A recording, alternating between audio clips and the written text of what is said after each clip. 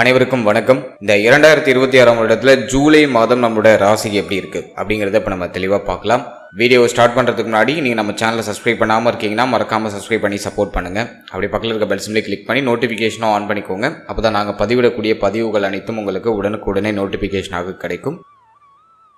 இப்போது மூன்றாவது ராசி மிதுனம். மிதுனத்துக்கு இந்த ஜூலை மாதம் எப்படி இருக்கு அப்படின்னு நம்ம அனலைஸ் பண்ணி பார்த்த வரைக்கும், இந்த மாதத்துல கிரக நிலைகள்லாம் நம்ம ரிசர்ச் பண்ணி பார்த்த வரைக்கும், நம்முடைய ஜென்மஸ்தானத்துல சூரியன், நம்மளுடைய ராசிக்கு 2ஆம் இடத்துல குரு, சுக்கிரன், புதன், இந்த 3 கிரகமும் கன்ஜக்ஷன்ல இருக்கும். அடுத்தது 3ஆம் இடத்துல கேது, தைரிய கேது அப்படின்னு சொல்றது, 3ல கேது இருக்கிறது பலம் தான்.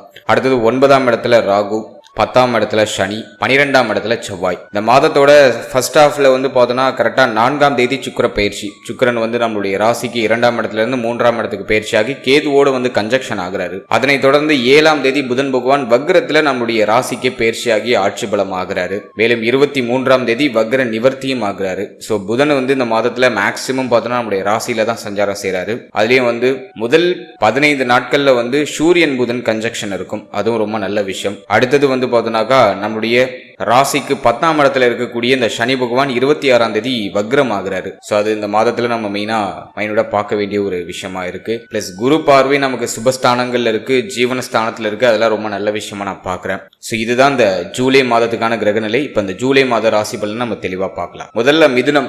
புதன் நம்முடைய ராசி பிளஸ் நம்மளுடைய ராசிக்கு 2ஆம் இடம், இந்த ஸ்தானங்கள்ல தான் சஞ்சாரம் செய்யறாரு. முதல்ல இந்த மாதத்துல உங்களுடைய சிந்தனை தெளிவா இருக்கு. தெளிவா பிளான் பண்றீங்க. உங்களுடைய பிளானிங் கரெக்டா எக்ஸிகியூஷன் ஆகுது. உங்களுடைய முயற்சிகள் வெற்றியாகுது. உங்களுடைய முயற்சிகள்ல அபாரமான தைரியம் வெளிப்படுது. கான்பிடண்டா இருக்கீங்க. ஒரு பாசிட்டிவ் எனர்ஜி இந்த மாதத்துல உங்களுக்கு பரிபூர்ணமா கிடைக்குது. சோ உங்க சிந்தனை, செயல், உங்களுடைய முடிவு, உங்களுடைய மாற்றம் இதெல்லாம் பர்ஃபெக்டா உங்களுக்கு பாசிட்டிவா இருக்கு. வேலை, தொழில், உத்தியோகம் இதுல இருந்த பிரச்சனைகள் எல்லாம் சரியாகுது. இதுவரைக்கும் இருந்த சுமை, இதுவரைக்கும் இருந்த குழப்பம் அதெல்லாம் இந்த மாதத்துல கம்ப்ளீட்டா சரியாகுது. வேலையில ஒரு நல்ல மாற்றத்தை எதிர்பார்க்கறீங்கன்னா தாராளமா முயற்சி பண்ணலாம். இந்த மாதத்துல பார்த்தோன்னா 10ஆம் அதிபதி குரு உச்சமா இருக்காரு. மேலும் 6ஆம் இடத்து அதிபதி செவ்வாய் நம்முடைய ராசிக்கு 12ஆம் இடத்துல மறைந்து பிளஸ் நம்முடைய 6ஆம் இடத்தையே அந்த செவ்வாய் பார்த்துடுறாரு. சோ வேலை, தொழில், உத்தியோகம் இதுல இருந்த அதிகப்படியான சுமை அமைப்பு எல்லாம் குறைஞ்சிரும். இந்த மாதத்துல வேலையில நிம்மதி, வேலையில நல்ல மாற்றம், சம்பள உயர்வு, பதவி உயர்வு, பதவி மாற்றம் இதெல்லாம் பிரமாதமா கிடைக்குது. உங்களுடைய புத்தியின் துணை கொண்டு உங்களுக்கு வரக்கூடிய வாய்ப்புகளை தக்க வச்சுக்கிறீங்க. மேலும் நீங்க ஸ்மார்ட் ஒர்க் பண்ணி இந்த மாதத்துல உங்களுக்கான இடத்தை பிடிக்கிறீங்க. சோ அப்படிப்பட்ட ஒரு மாதமா இந்த மாதத்தை நான் பாக்குறேன். எனவே வேலை, உத்தியோகம், தொழில் சார்ந்த விஷயம் இதுல எல்லாம் எந்த குறையும் இல்ல. பிளான் பண்ண மாதிரி பர்ஃபெக்டா சூப்பரா நகருது. வேலை வாய்ப்பு இல்லாதவங்களுக்கு இந்த மாதத்துல நல்ல வேலை வாய்ப்பு கிடைச்சிடும். முயற்சி பண்ணுங்க, தாராளமா நல்ல வேலை வாய்ப்பு கிடைச்சிடும். வேலை மாற்றம் பண்ணணும்னு நினைக்கிறீங்கன்னா தாராளமா பண்ணலாம். சோ அதுக்கெல்லாம் இந்த மாதம் பர்ஃபெக்டா இருக்கு. அடுத்தது பொருளாதாரத்தை பொறுத்த வரைக்கும் 12ஆம் இடத்துல செவ்வாய், 11ஆம் அதிபதி 12க்கு போயிடுறாரு. 2ஆம் இடத்துல குரு உச்சமா இருக்காரு.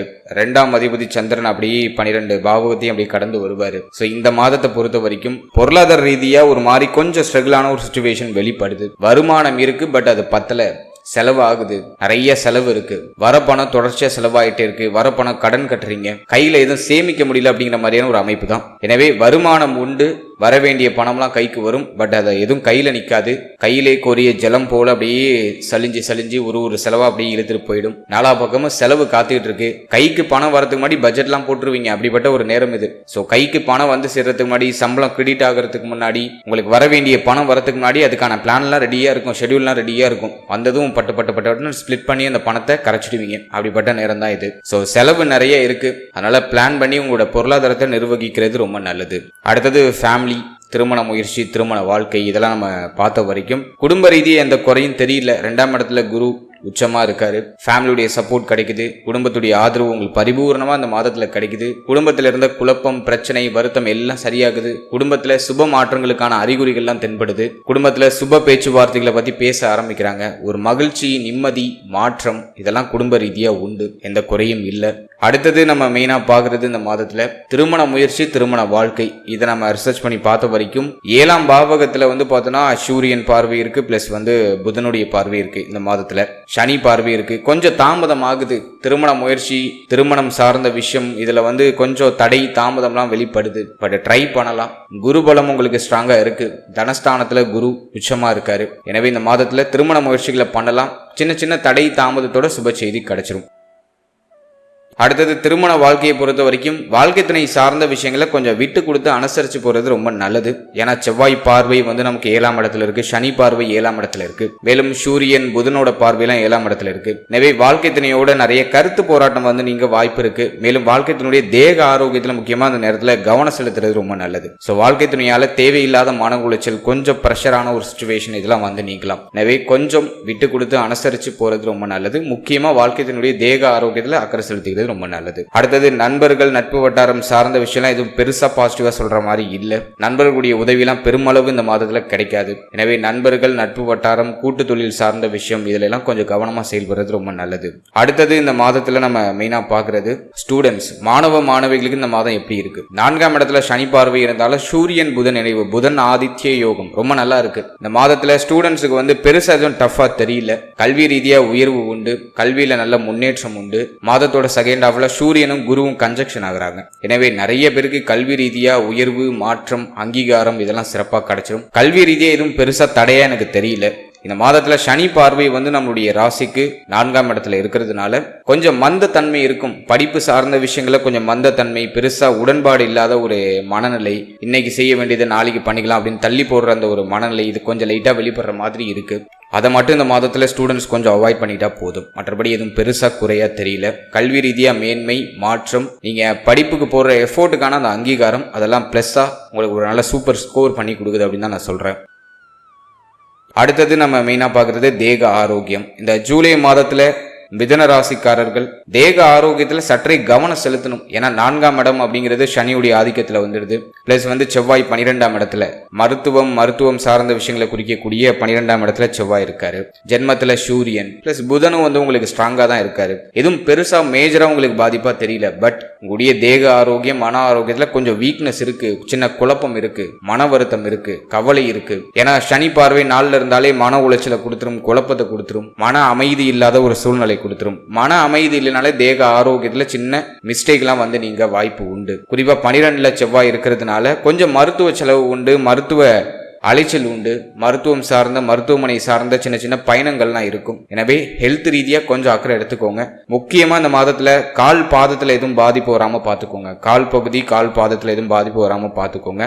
அதே போல இந்த மாதத்துல வயிறு சம்பந்தப்பட்ட விஷயத்துல எதுவும் பாதிப்பு வராம பாத்துக்கோங்க. நிறைய பேருக்கு சாப்பிட்ற உணவு வயிற்றுக்கு ஒத்துக்கல அப்படிங்கிற மாதிரியான கம்ப்ளைண்ட் எல்லாம் வரலாம். அதனால வயிறுக்கு எந்த பாதிப்பும் வராம, வயிறு சார்ந்த விஷயங்கள் எந்த பாதிப்பும் வராம கொஞ்சம் பராமரிச்சுக்கிறது ரொம்ப நல்லது. ஸோ தேக ஆரோக்கியம், மன ஆரோக்கியத்துக்கு முக்கியத்துவம் கொடுங்க. சின்ன சின்ன நடைப்பயிற்சி, உடற்பயிற்சி, மேலும் தியானம், யோகா இது போன்ற விஷயங்கள்ல உங்களை ஈடுபடுத்திக்கிறது ரொம்ப நல்லது. அடுத்தது 3ஆம் இடத்துல கேது, நல்ல தைரியம் இருக்கு, கான்பிடண்டா இருக்கீங்க, புதிய முயற்சிகள் செய்யறதுக்கு தயாராகிறீங்க, புதிய மாற்றங்கள் செய்யறதுக்கு தயாராகிறீங்க. கொஞ்சம் அலைச்சல் இருக்கு, கொஞ்சம் பயணம் இருக்கு. அது எதுவும் உங்களுக்கு பாதிப்பை கொடுக்குதானா? கண்டிப்பா இல்ல.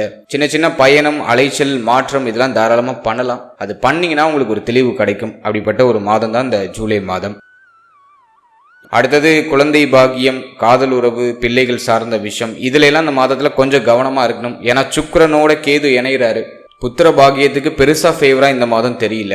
ஏன்னா சுக்கிரன் கேது கன்ஜெக்ஷன் என்ன பண்ணும் அப்படின்னாக்கா கொஞ்சம் தாமதத்தை கொடுக்கும், கொஞ்சம் புத்திர பாகியம் சார்ந்த வகையில தடை அமைப்புகளை கொடுக்கும். எனவே இந்த மாதத்துல இந்த முயற்சியை கொஞ்சம் தள்ளி போடுறது நல்லது.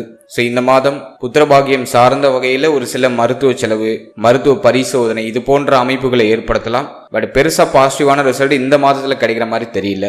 அடுத்தது பிள்ளைகள், காதல் உறவு, காதல் சார்ந்த விஷயத்துல எல்லாம் இந்த மாதத்துல பர்டிகுலரா கொஞ்சம் கேர் எடுத்துக்கிறது நல்லது. அவசர முடிவு, அவசர மாற்றம் இதெல்லாம் எதுவும் இந்த மாதத்துல பண்ணாம இருக்கிறது நல்லது. ஓவராலா இந்த ஜூலை மாதம் மிதுன ராசிக்கு உடைய சிந்தனை, செயல், உடைய கெரியர் லைஃப், உங்களோட ஜாப், பிசினஸ் இதுக்கெல்லாம் இந்த மாதம் அட்டகாசமா இருக்கு. எந்த பிரச்சனையும் இல்லை. ஆல்சோ ஃபேமிலி லைஃப் கூட ஆல்மோஸ்ட் உங்களுக்கு ஸ்மூத்தா நகருது. மன வாழ்க்கை, திருமண முயற்சி, புத்திரபாகியம் சார்ந்த விஷயம், உங்க தேக ஆரோக்கியம் சார்ந்த விஷயம் இதுல இந்த